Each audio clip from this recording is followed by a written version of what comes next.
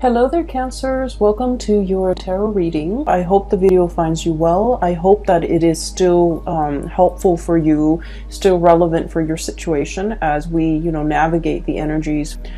And I hope you enjoy the month as well. So without further ado, let me just talk about what came out when I shuffled the cards, okay? I feel like the theme of this reading is a little bit heavy, okay?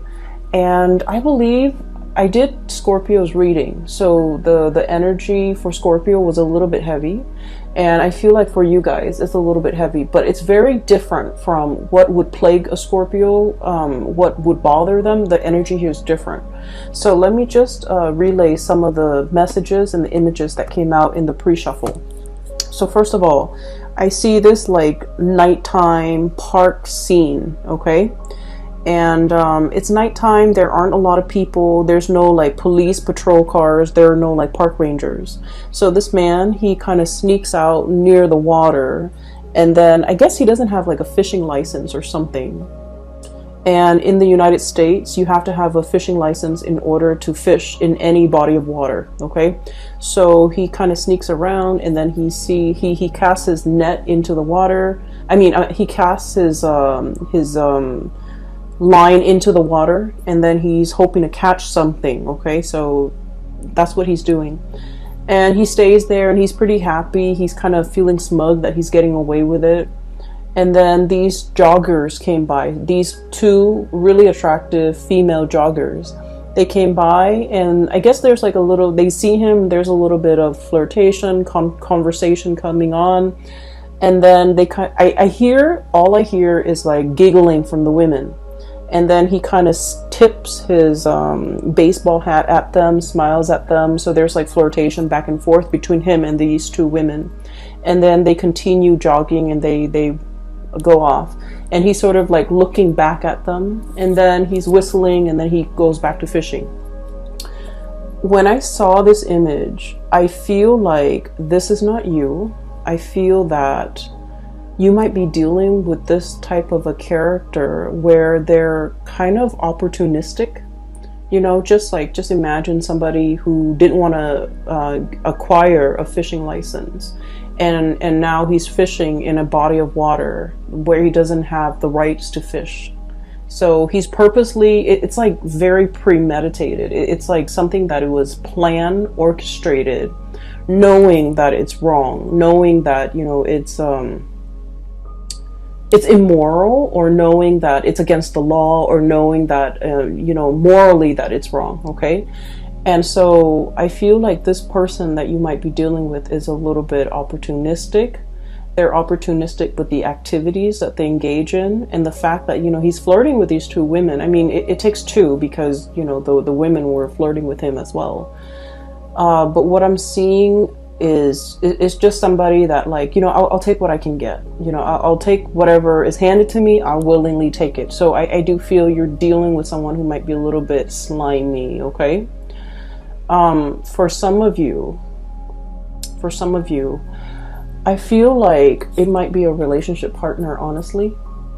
And then for others, it's somebody in your midst that you have a lot of interaction with, or a lot of encounters with, okay? For some of you, like family members who willingly do the wrong things, okay? Just to see what they can get away with. Because I feel like, it's somebody who, in their defense, they don't want to, hurt anybody. Like they're not setting out to like injure someone, make somebody cry, but then I feel like their actions and their activities and the things that they get engaged in are a little bit morally dubious. It's not like they want to hurt anybody, but they themselves, like they have a very shifty sense of morality, okay? So do be careful with people like this. People who can justify and rationalize why they do bad things.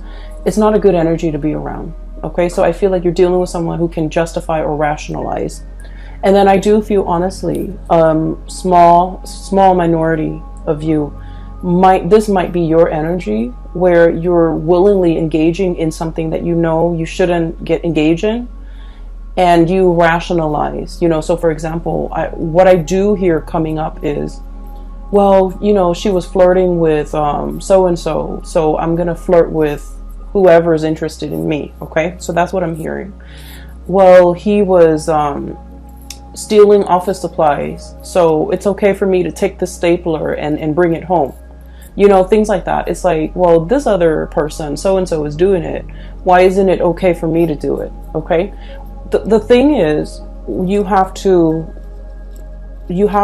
know yourself, and you have to know where your moral compass lies. And you have to, you know, like, what other people do should not dictate what you do. Okay?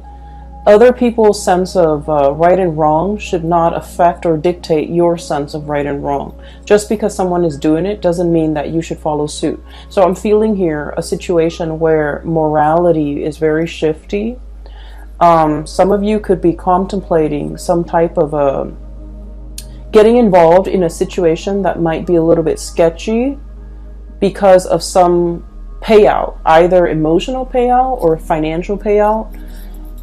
And, you know, it's like ethics and morality goes out the window because you're thinking more of the payout. You're thinking about more like, oh, I'll never get caught. You know, I'll never get caught. I'll never get in trouble. I just want you to be careful about that. And then on the other hand, if that's not you and you're dealing with somebody like this, I do see this energy of, you know, I'll never get caught. No one will ever know. If no one knows, and if I don't get caught, it doesn't hurt anybody, right? Like, so that sense of like rationalizing, trying to justify something that you're doing based on the fact that it'll never see the light of day. No one will ever know. You know, it wouldn't really, in the greater scheme of things, hurt anybody. So I just want you to be a little bit aware of that and to be a little bit careful about that. Okay. So your reading, kind of like the Virgo reading, it's kind of split in half. And I'm going to relay the other information in a little bit, okay? First of all, I feel like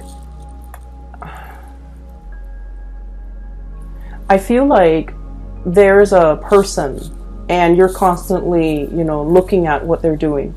You could be checking up on them. You could be, either physically checking up on them or through social media, or through some type of a distance, you know, like texting back and forth, checking up on them through instant messaging. There's something here where you're just like wondering what this person is up to. And the person seems a little bit sneaky. 8 of Pentacles, okay?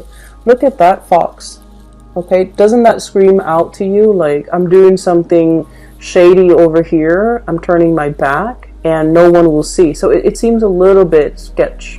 So I feel like you're dealing with someone, possibly could be in your work environment. They could be like a subordinate where you're managing and you're overlooking and overseeing the things that they're doing. And you feel like your intuition is so sharp, and you feel like they're up to something that is not good for themselves or not good for the organization as a whole. And you're gathering evidence, or you're trying to gather information. You're you know, I feel like you give people the benefit of the doubt. Okay, it's not like you're out there suspicious of everybody. I feel like you're not suspicious, but you feel your intuition is really nudging you, and it's telling you something's up. This person might be omitting information. When I said omitting information, I feel like, you know, for example, you ask them like, hey, what did you do today? They might, for example, you know, cut class or cut school or not gone to work, and they would tell you, oh, you know, I was at school or I was at work. Okay, or they might like omit information. So for example, if they went somewhere where they're not supposed to, they would like say like, oh yeah, I was at school, which they were, and then, you know, omit the things that they don't want you to know. So it's somebody who's purposely lying, evasive, or like they're lying by omission, which you know, people say it's a lesser offense, lying by omission, not giving the whole truth. But the reality is there's something evasive and slippery and slimy about this person. We have the moon here, and the moon is notorious for confusion, okay? Somebody who's purposely like either hiding the truth, lying by omission, or giving you so much information where you get confused.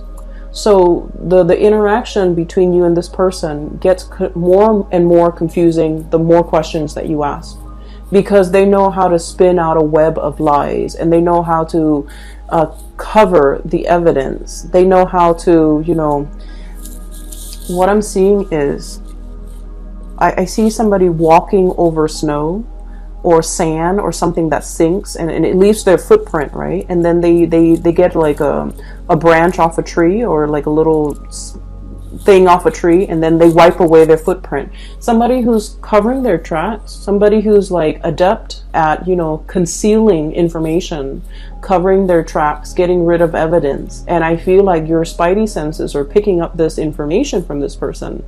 You want to give them the benefit of the doubt, but your intuition is pretty much screaming out, they're up to something, they're doing something. They're covering their tracks. They're very good. It's like the escape artist, someone who's very, very good at getting themselves out of sticky situations, okay? There might be some of this happening in your work environment with a coworker, with a subordinate especially. I feel like you're in a higher position than this person, and so you're kind of keeping an eye on them, okay? So we have here the Hermit and the Eight of Pentacles, literally seeing and knowing and keeping an eye out on this person to make sure, because your senses are telling you something is up. And it's associated here with the Knight of Wands. And the Knight of Wands usually is a situation where we like a person, okay? They're someone who's very popular, someone who's very well liked, someone who's quite attractive and just charming, and, you know, it's like the guy in the office that knows everybody's names, that can chat up anybody, that seems very like likable. So I feel like you don't have any, you know, bad track record with this person. They haven't done anything in your eyes to warrant suspicion or hatred, or, you know. And so you want to give this person the benefit of the doubt. I also feel like you might be quite attracted to this person. You might like them quite a bit. You might have feelings for them. You might, you know, carry a torch for them. You might just like them. And so all of this is coming in a very unexpected way, okay? Where your intuition is telling you something, and you're trying to prove your intuition wrong, even because you have a soft spot for this person, okay? What I'm seeing with the Moon card, Knight of Wands is like really strong passion, and the Moon card is like an emotional connection. For some of you, I feel like you might be in a relationship with this person, and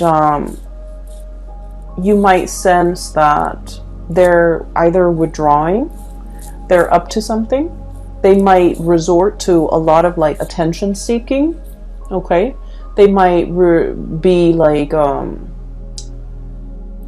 if you guys have had, you know, your ups and downs, they might like flirt with other people, talk to other people just to make you jealous, okay? And I don't like saying this information. I don't like to, you know, relay information related to relationships, because like we always know whether or not our relationship partner is faithful or truthful or otherwise. We always know. Our intuition is never wrong. Whether or not we are able to admit that to ourselves, that's another story. But I do feel this is not coming in as news to you guys, because you might have inkling. You might have already had encounters with this person that leads you to believe they are a certain way. So this is not like news. This is not a big revelation. There's no tower here to indicate to me that, you know, oh, I had no idea. Okay, so I feel like I'm giving you information that you already know, that your hunches are already correct about. So I feel like there's somebody who might not be getting enough attention, and they're doing a lot of attention seeking. And I also feel as well, if you're in a relationship, especially if there has been problems, trust issues, estrangement, like if you haven't been talking, I feel like this person is like swirling away their assets, okay, covering their ass, doing something they're not supposed to, and they're covering their ass so that they don't get found out. But I do feel like, in a way, somebody is swirling away their money, swirling away their assets. If you are if you have any type of Sagittarius in you, like a strong placement in Sagittarius, even a Sagittarius sun, moon, or rising, you might also want to watch that video, because I did mention swirling away assets. Okay, so there's a situation here where things are very confusing. You want to give somebody the benefit of the doubt, but at the third hour, I feel like you can't ignore the signs anymore. That's what it feels like to me. Okay, so we're moving on here.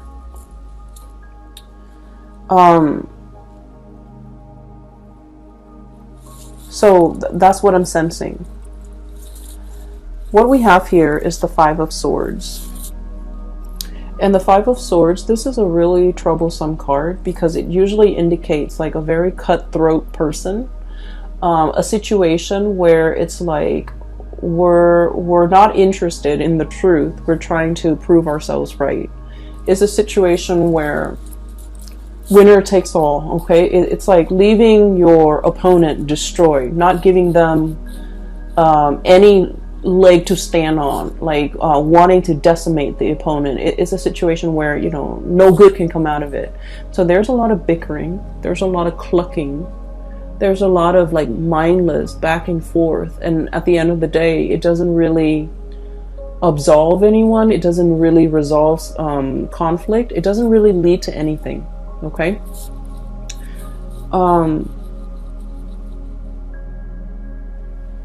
these are, what are they? They're roosters, and roosters have those the sharp spurs on them. So if they ever get into like a fight, they tear each other to shreds. Like there would be blood drawn, right?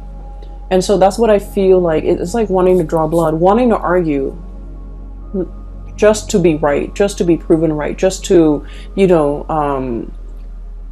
put down the other person. So I feel like there might have been a situation here where there's a lot of conflict, where there's lack of resolution, where the two of you might be estranged or might not want to communicate with each other, because every time you communicate, it leads to conflict. Like there's just like, a lot of the times, couples or people can be very civil with one another. We can agree to disagree.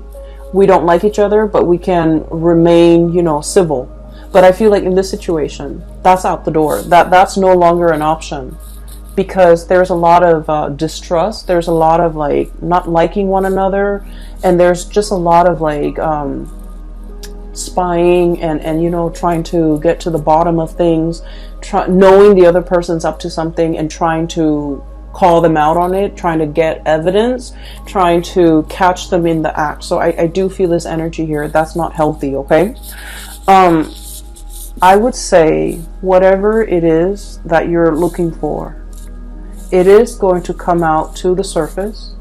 Whatever your hunches have been, you know, telling you, whatever your intuition has been warning you about, I feel like there's going to be some truth, some information, some clarity coming to the surface, where you look at the information that's given to you and you're just like, I knew it all along. So once again, this is not something new. This is just confirmation. And it's coming out here, King of Swords, communication, news, information, okay? And the sword energy deals with information. It deals with revelation. And with this big sword, it's like cutting through the confusion, getting straight at the facts. For some of you, there might have been an air sign, Aquarius, Gemini, and Libra, that you might have been in a lot of conflict with. a lot of conflict with. I feel like a part of you really wants to salvage this relationship. A lot of you want to arrive at a truce with this person. A lot of you just want to, you know, smooth things out. Okay, you guys are not like conflict and ego driven people. You guys are like the lovers of the zodiac, of all the 12 signs. You guys are like the lovers, the peacemaker, the caretaker, the nurturer. And so you don't want to be in a situation where you have to have your guard up, where you're constantly hyper vigilant, where you're constantly you know, operating on adrenaline. You don't like to be in that state. You like peace and harmony with your relationships. And I feel like time and time again, this person, I feel like they're a little bit more conflict driven. I feel like there's somebody here who takes things out of context. It's like, why are you twisting my words? Why are you you know, taking the things that I say out of context? Why are you purposely misinterpreting what I'm saying? So it's somebody who's, I feel a certain degree of somebody has been very hurt and they're on the defense. And so whenever the two of you communicate, things can be taken out of context. Things can be misinterpreted purposely and distorted because both parties feel very hurt.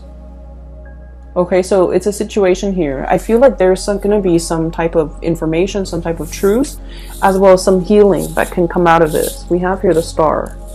Okay, so I don't feel like it's a situation where it can't be fixed. But in this situation, somebody needs to kind of like step up, be the bigger person, and apologize.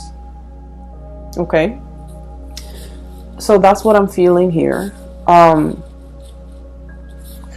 Give me 1 second. I'm just going to see, you know, if it can be salvaged. Is it worth salvaging? Is there still like love and that emotional connection that can be salvaged here?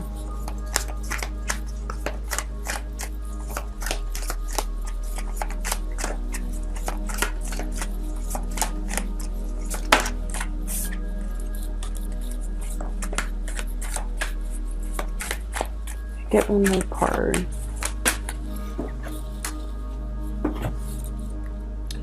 So, if this situation can be healed from, can it be salvaged? Is it worth salvaging? Whether or not there's enough love and that strong emotional connection that can be, I guess, like that still exists in this relationship. Is it worth salvaging? We have here the Temperance card, and the Temperance card indicates to me that something is really like tinkering on the balance. Okay, it's like a situation that needs to be approached with kitty gloves, needs to be kind of like balanced out. And without the temperance, without the patience and the love and the nurturing, I feel like it can go astray. So I do see this might be kind of like a turning point in this relationship. And then we have the Page of Pentacles, which indicates to me that both parties might be putting very little effort in this relationship because they don't see the longevity in it anymore. There might also be a lot of arguments over spending, a lot of arguments over finances, over spending, over, you know, who's contributing what in this relationship, okay?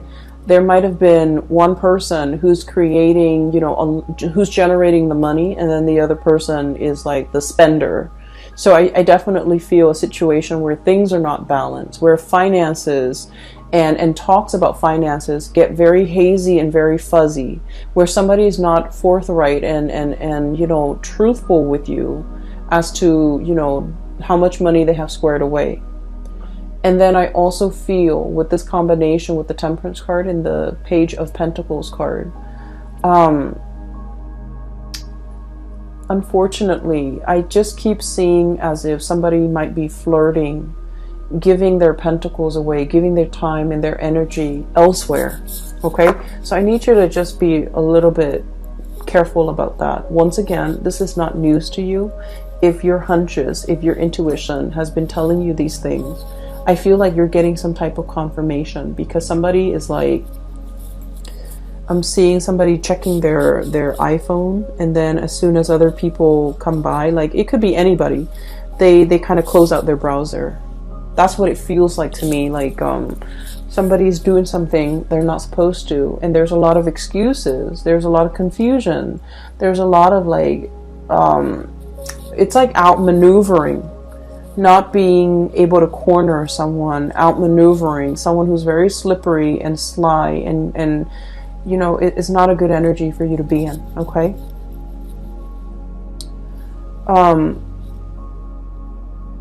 what I do see here is I feel like a lot of you you're hanging on to. Okay, and let me just shift this way here, because I mentioned that the reading is kind of split up. This is one issue that you're dealing with. Here's another thing that you're dealing with. For those of you who have ever read that book, The Scarlet Letter by Nathaniel Hawthorne, it's like a high school reading type of a book. So basically, it's about this woman, and this is like back in the days. She committed adultery, and she got found out, and she lives in this very small community. And so her punishment at the time was they sew a giant letter A for adultery, and they force her to wear it on her chest so that everyone in the community can see. So it's sort of like, you know, a shaming mechanism to get people to behave the right way. And they did this because they found out she is not married, but she's pregnant. So they put an A on her chest, and she has to walk around with it. And then I think occasionally, every week or so, she has to come to the town square, and then she has to subject herself to like the stocks, the gallows, you know, where you put your head and your hand into this thing, and you're stuck there for a certain amount of time. And then at the end of the day, she goes back home. So it's like a public shaming, or some type of a shaming mechanism. Where was I going with this? Okay, so that's the premise of the story. What I'm seeing is a little bit different, but I do see, and in the book, the letter, it starts to burn. Okay, like it takes on a life of its own. It's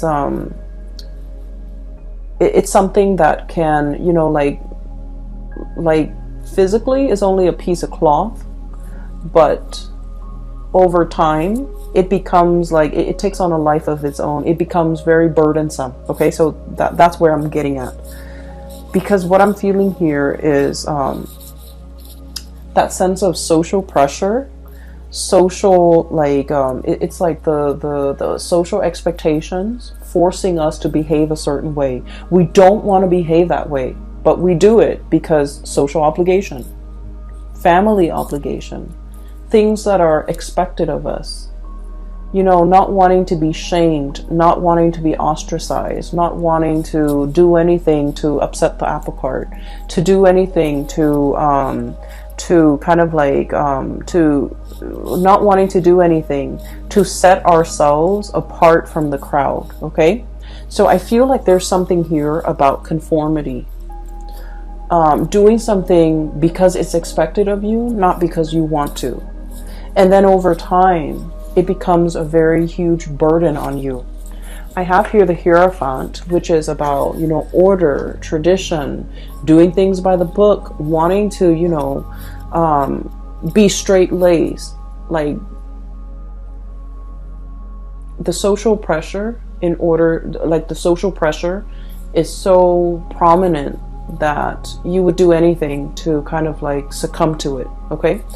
And then over time, it becomes here the Ten of Wands, which is a very, very big burden for you to bear. And that's what I was seeing with that Scarlet Letter.